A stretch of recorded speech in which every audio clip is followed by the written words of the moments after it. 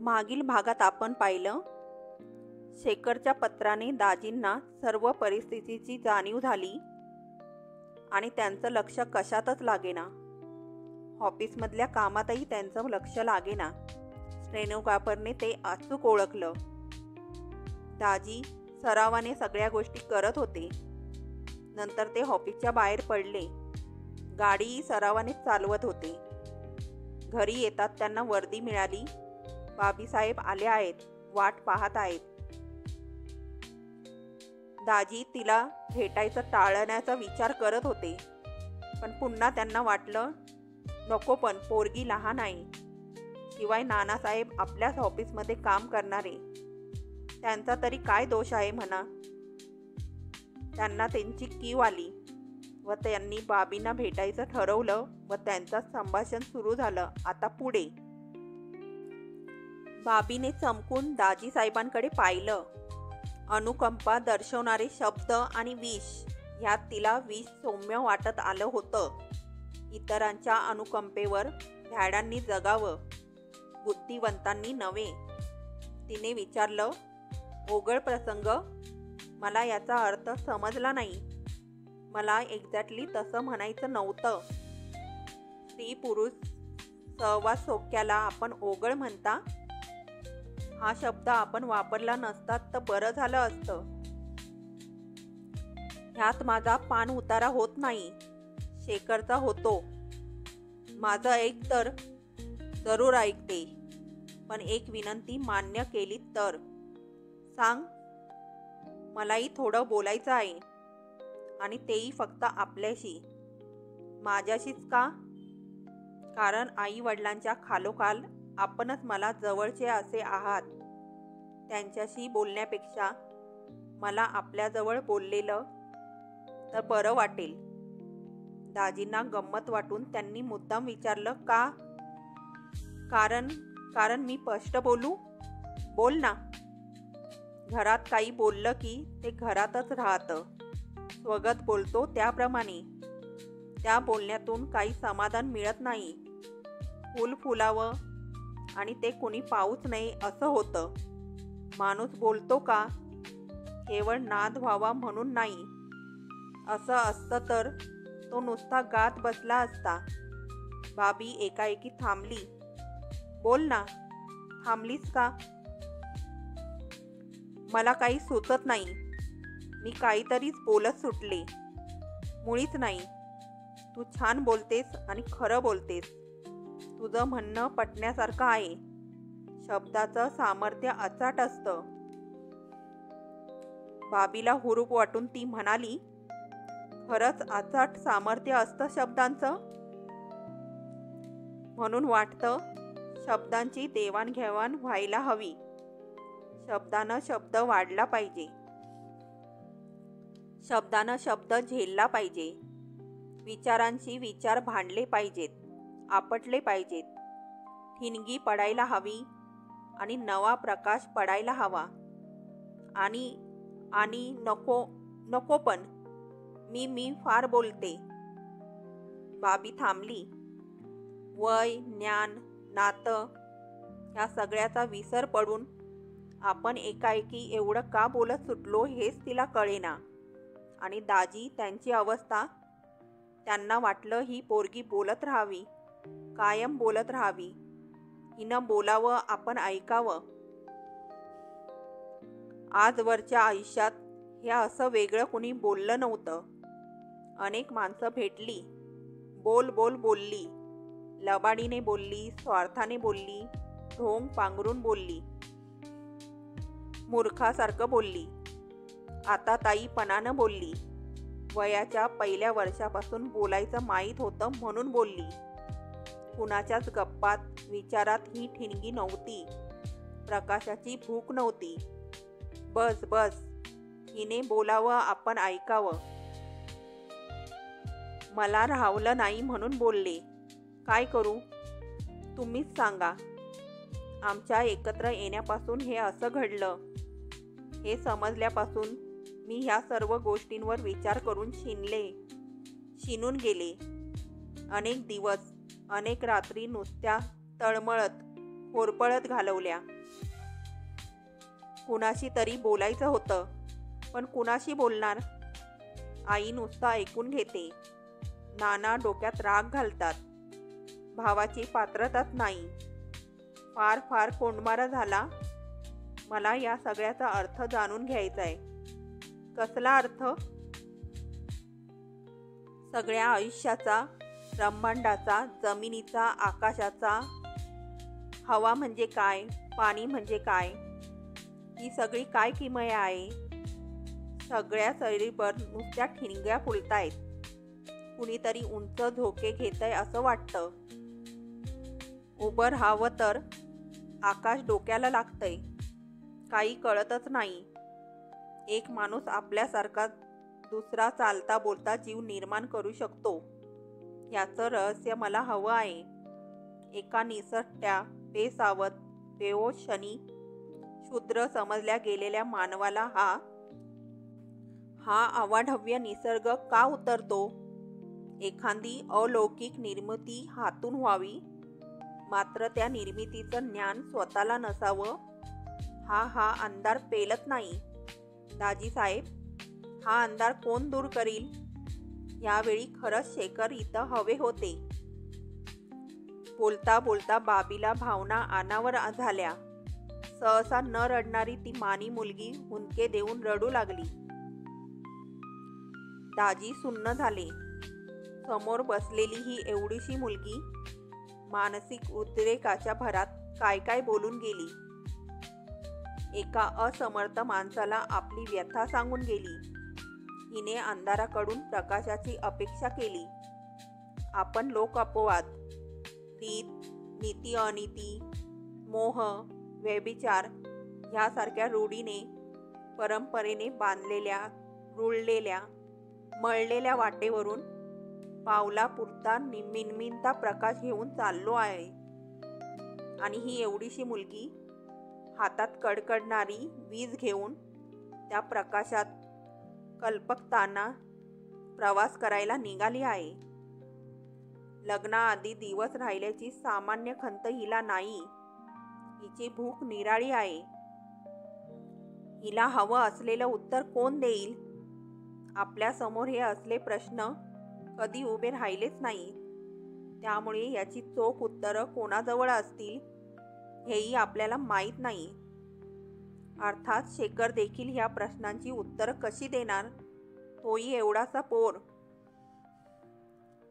बाबी शांत झाल्यावर दाजींनी विचारलं, शेखर इथं असता तर काय झालं असतं?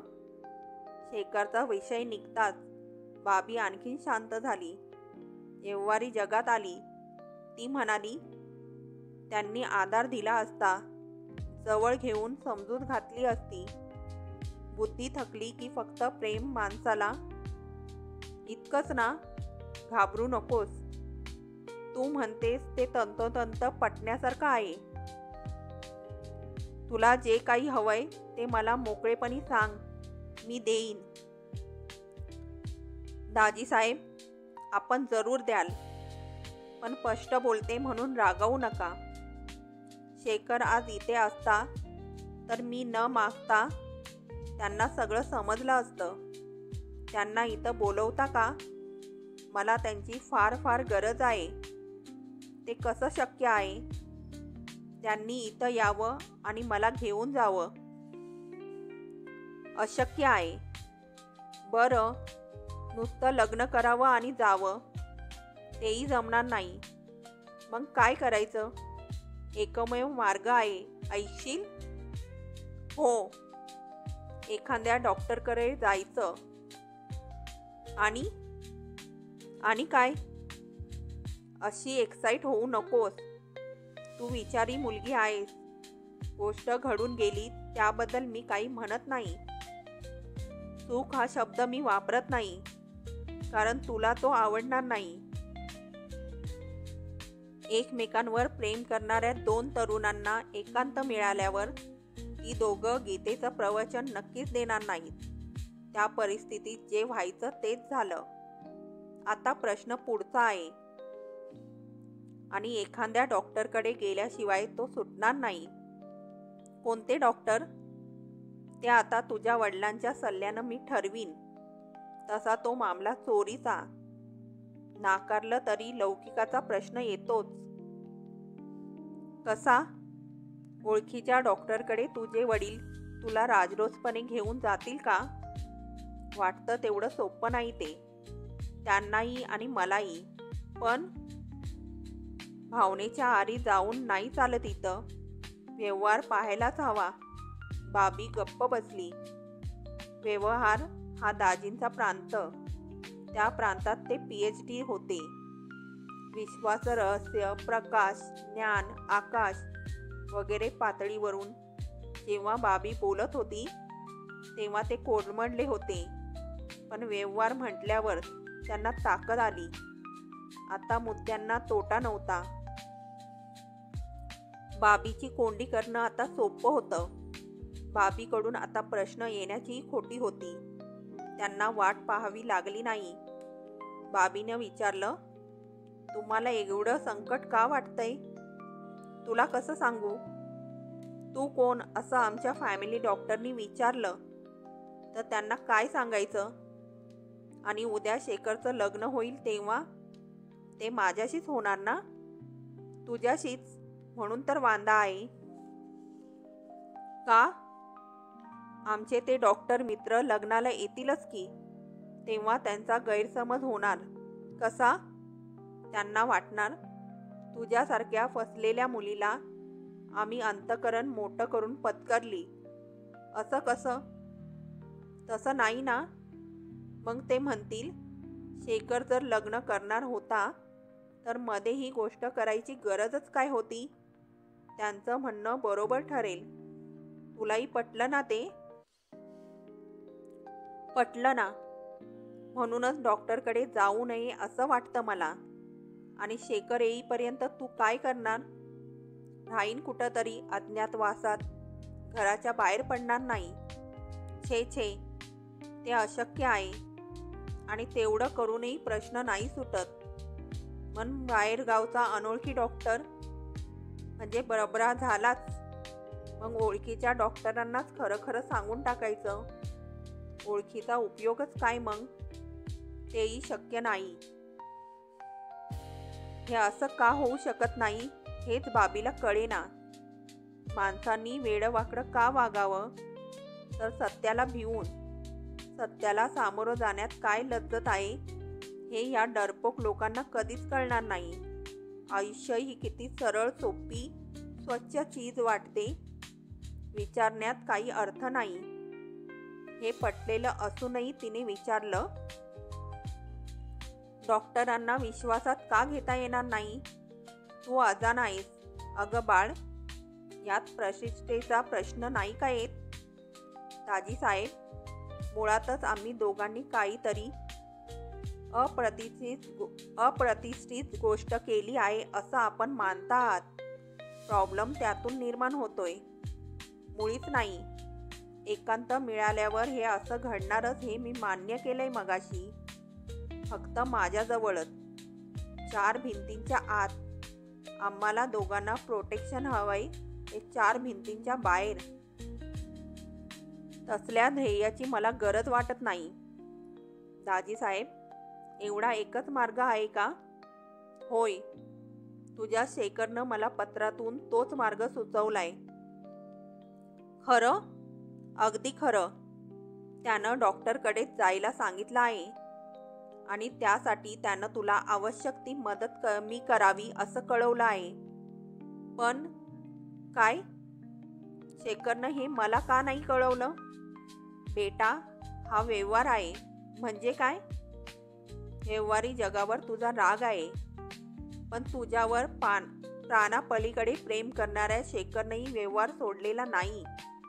अशक्य. अशक्य काय? हे तर प्रत्यक्ष घडलं आहे.